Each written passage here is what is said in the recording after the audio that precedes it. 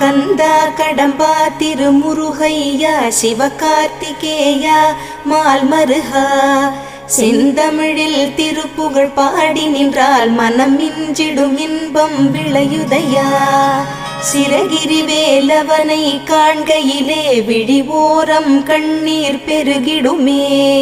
கந்த சஷ்டி கவச்சம் போதுவோர்க்கு கந்தன் கருணை என்றும் துணை வருமே.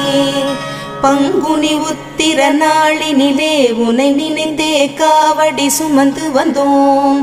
புன்னகை புரியும் ஷண்முகனே உன் சன்னதி தேடி ஓடி வந்தோம்.